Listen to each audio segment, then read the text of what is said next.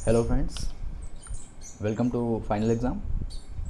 जैसा कि आप सभी को पता है कि दो पर्यावरण अध्ययन की दो वीडियो आ चुकी हैं और ये तीसरा वीडियो है। कठिन परिश्रम का कोई विकल्प नहीं है। ठीक है, तो क्या करना है हमको? कठिन परिश्रम करना है, इसका कोई भी ऑप्शन नहीं है। तो देखते हैं हम लोग, पहला क्वेश्चन देखते हैं क्या है। सुषमा चाहती है कि उसके छात्रों को पेड़ों के संरक्षण के लिए संवेदनशील बनाया जाए। निम्नलिखित में से कौन सा ऐसा करने की सबसे उपयुक्त रणनीति है? ऑप्शन दिए गए हैं: समूह में चर्चा, पोस्टर बनाना, बच्चों को एक पौधे को अपनाने और पोषित करने में मदद करना, चौथा ऑप्शन है कक्षा में बहस आयोजित करना। देखिए क्या है, पहला जो है समूह में चर्चा। समूह में चर्चा करके वो किसी कॉन्सेप्ट को क्लियर कर सकता है, लेकिन जो इसका सबसे अच्छा पूछा गया है पोस्टर बनाना, तो इसमें भी नहीं होगा। फोर्थ देख लेते हैं, कक्षा में बहस आयोजित करना, इसमें भी बहुत कुछ डिसाइड होने वाला नहीं है। सबसे बेस्ट इसमें क्या है? बच्चों को एक पौधे को अपनाने और पोषित करने में मदद करना। तो इसका कौन सा आंसर सही हो जाएगा? Answer number 3। चलते हैं नेक्स्ट क्वेश्चन की तरफ।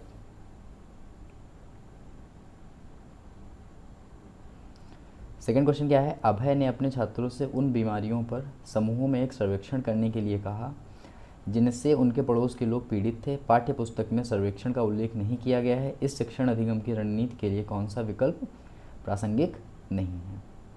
तो सबसे पहले तो हमको ये क्वेश्चन अच्छे से पढ़ना है और उसमें देखना है कि विकल्प प्रासंगिक है पूछा गया है या पूछा गया है नहीं है।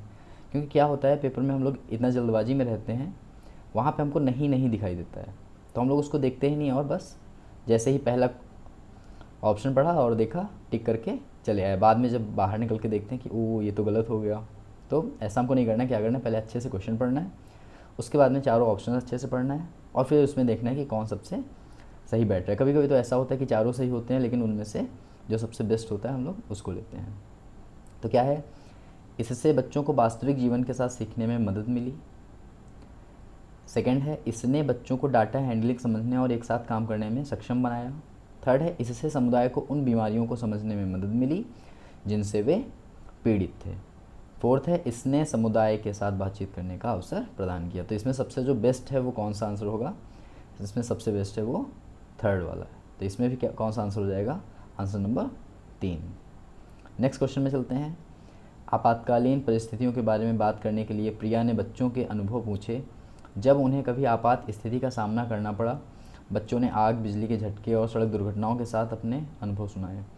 उन्होंने प्रश्न पूछे, उनकी मौजूदा समझ का आकलन किया और समाचार पत्रों से सड़क सुरक्षा विज्ञापनों जैसे संसाधनों का उपयोग करके सुरक्षा पहलुओं पर चर्चा की और आग और बिजली के झटके पर सुरक्षा निर्देशों के पर चर्चा के लिए एलपीजी और इलेक्ट्रिक बिल का इस्तेमाल किया। प्रिया द्वारा अपनाया गया सबसे उपयुक्त दृष्टिकोण कौन सा है? क्या होता है कि क्वेश्चन नॉर्मली कभी कभी बहुत बड़े आ जाते हैं। ये जितने भी क्वेश्चन हैं किसी न किसी एग्ज़ाम में, सीटेट में या और एग्ज़ाम में आए हुए हैं। तो क्वेश्चन इतने बड़े देते हैं लेकिन आंसर उनके बहुत छोटे होते हैं। तो क्वेश्चन को बहुत ध्यान से पढ़ना है। तो फिर इसके आंसर ऑप्शन देखते हैं क्या है कि अनुभवात्मक अधिगम दृष्टिकोण। सेकंड क्या है? अन्वेषण दृष्टिकोण। थर्ड है मानवतावादी दृष्टिकोण। चौथा है संज्ञानात्मक दृष्टिकोण। तो इसमें क्या होता है कि इसका हो जाएगा आंसर नंबर 2।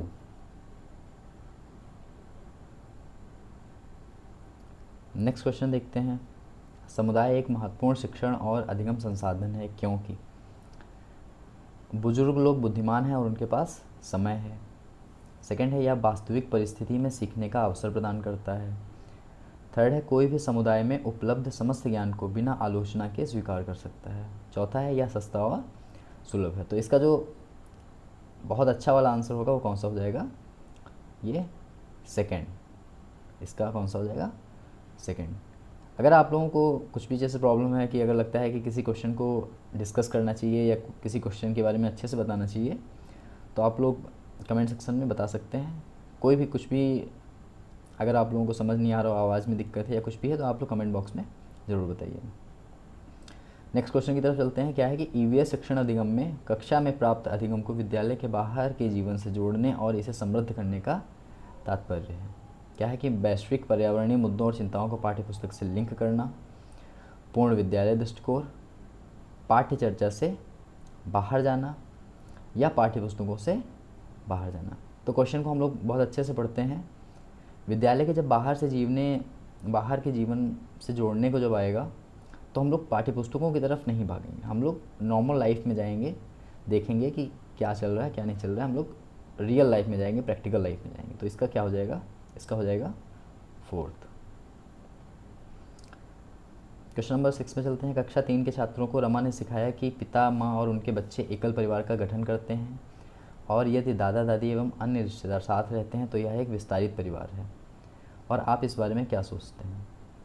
तो इसका ऑप्शन देखते हैं क्या है। रमा अपने छात्रों के प्रति असंवेदनशील है।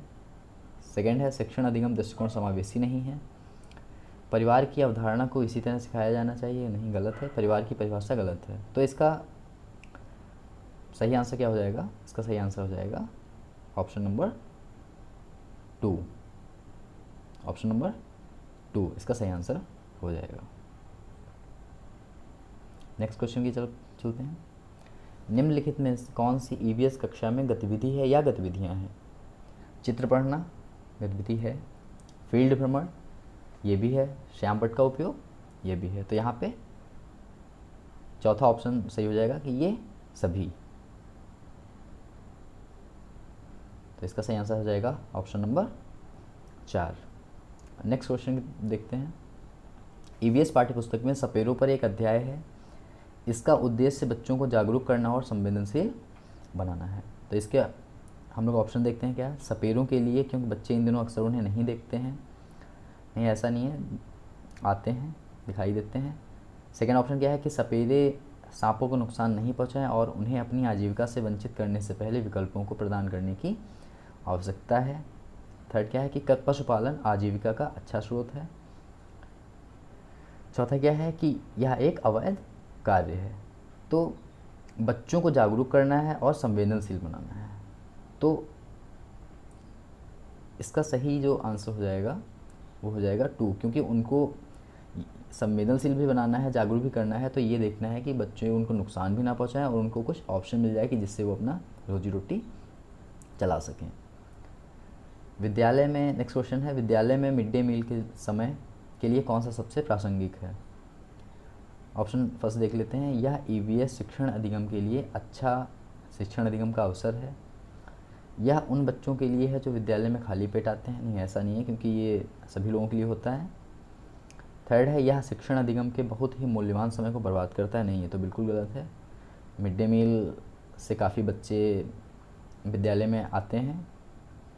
फोर्थ ऑप्शन क्या है, शिक्षण अधिगम के साथ इसका कोई लेना देना नहीं है, इसका ये भी नहीं आंसर होगा। इसका सही आंसर क्या होगा, इसका आंसर नंबर 1, ऑप्शन नंबर 1 इसका सही आंसर हो जाएगा। लास्ट क्वेश्चन की तरफ चलते हैं हम लोग। पर्यावरण अध्ययन के संदर्भ में बोझ के बिना सीखना क्या बताता है। ऑप्शन देख लेते हैं। ईवीएस पाठ्य पुस्तकों में अध्यायों की संख्या कम है। सेकंड है कि अबोध का भार कम करने की ज़रूरत है। थर्ड है ईवीएस पाठ्यक्रम को आधा कम करने की ज़रूरत है। चौथा क्या है, स्कूल बैग का वज़न कम करने की है। तो ये आया था शिक्षा बिना बोझ के, तो इसका मेन उद्देश्य था कि जो स्कूल बैग का वज़न है उसको कम किया जाए। मतलब इसका सही आंसर क्या होगा, ऑप्शन नंबर 4। क्योंकि क्या होता है कि मतलब बहुत सारी बच्चों को आजकल छोटे छोटे बच्चों को एकदम से पूरा सिलेबस तो देख ही रहे हैं आप लोग, तो इसलिए क्या है कि इसका सही आंसर क्या हो जाएगा, ऑप्शन नंबर 4। ठीक है, अब आप लोग बताइए कि वीडियो कैसा लगा आप लोगों को, कमेंट बॉक्स में बताइए। Thank you so much for watching this video.